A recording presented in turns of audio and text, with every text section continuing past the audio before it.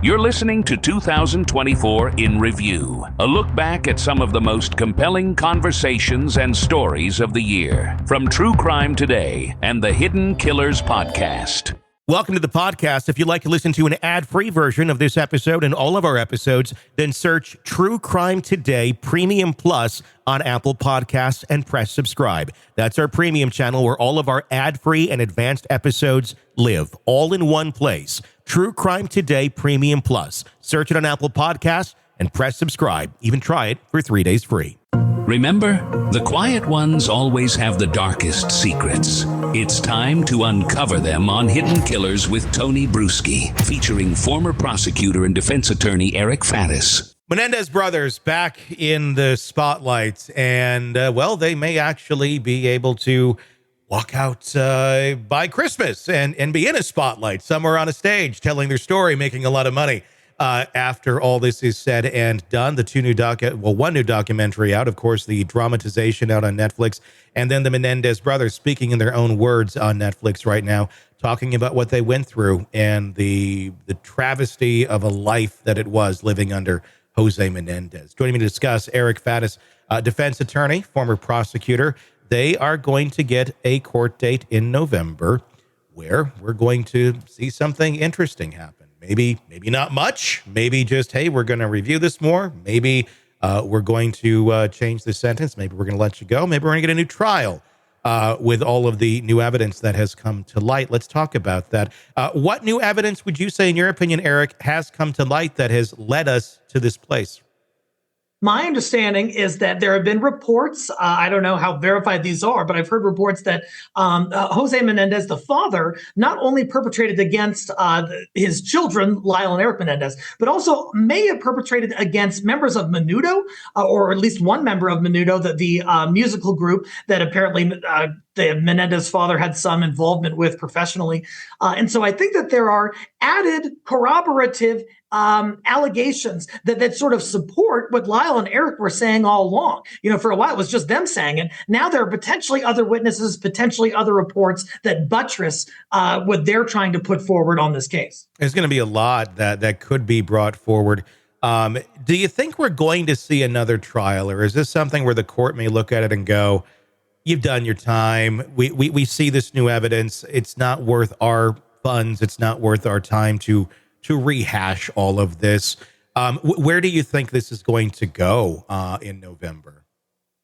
You know, it was interesting. The Los Angeles district attorney gave a press statement on this and on the upcoming hearing. And he sort of telegraphed that, like, hey, we're open to some resolution that isn't them being in prison forever. And I think the resolution that makes the most sense is that they've been in prison for like 30 years or so. Let's kind of call it good. It looks like there's some credibility to these allegations of child molestation. And, maybe at this juncture, everyone is kind of just ready to move on.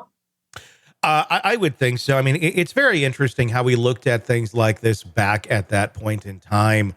Especially when it came to boys. It was always, boys can't be molested or boys can't have this. I mean, that's just an insane thing to think or say.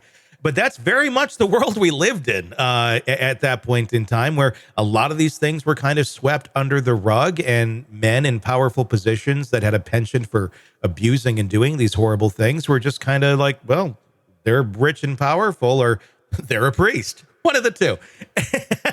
And it was something that just didn't get questioned, or they were like, maybe no, we don't know what goes behind closed doors. But we're in a very, very different world now, which I think is what led to, I think, the understanding more of what these boys went through back at that time. Why do you think we're here? Why do you think understanding has changed so dramatically? We're not talking about ancient times here. We're talking about the 1990s. But society has definitely made a shift in their understanding of this. Yeah, without question. I think psychology has advanced, social sciences have advanced. That could be a part of it. And then also, I heard an interview from one of the jurors from the first trial who said that the jury was split down gender lines, that the men kind of said, hey, I can't believe a father would do this to their male child, whereas the women who may have been more familiar with this kind of abuse said, hey, anybody's capable of this and anybody's capable of being a victim of this. And so I think just sort of having a less rigid view on the possibility of this and how it plays out and learning more within social science and studies have led us to this point. I mean, obviously, it was a murder. It was a very brutal murder. But today, if this happened, do you think there's any chance the Menendez brothers would have gotten a life sentence the way that they did back then if this were to happen today? I think it is much more likely that, because what happened in the second Menendez trial is they really didn't get to talk much about the father's molestation.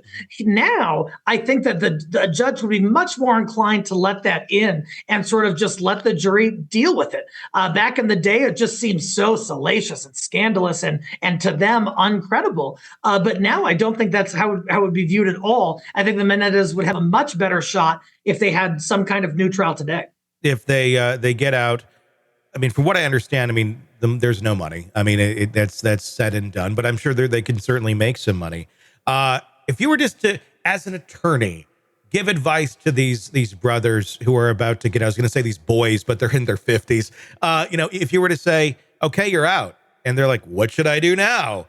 What would you say to them to try and get their life on a good path and not fall victim to, I'm sure, all the opportunists who are going to be chomping at the bit to work with them and get some sort of payday off of their story?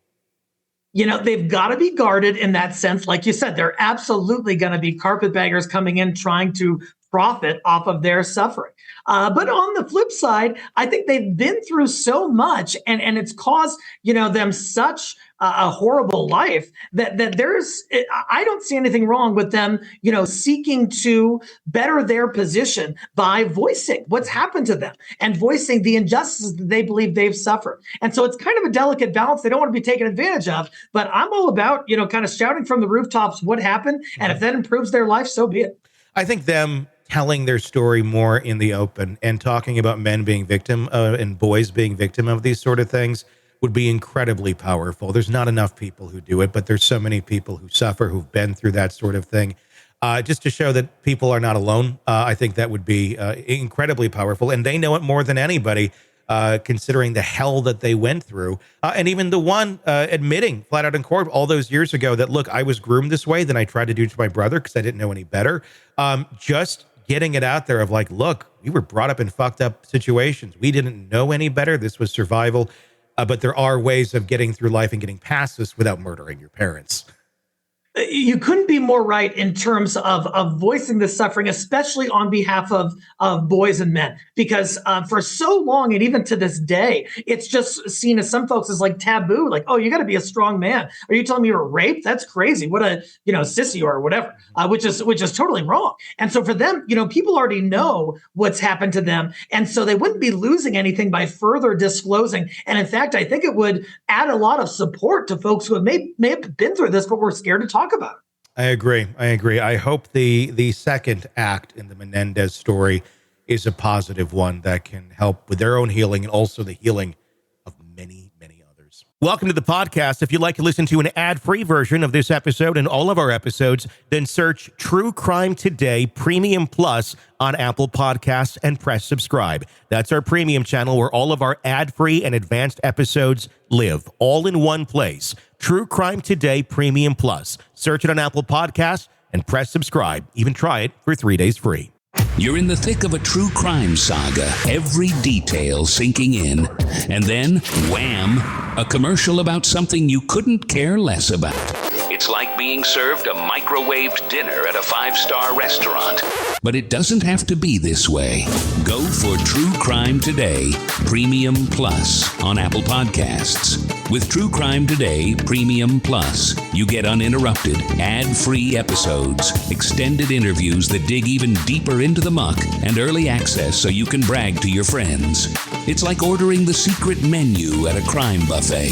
So, search for True Crime Today Premium Plus on Apple Podcasts, subscribe, and savor every twisted detail without interruption.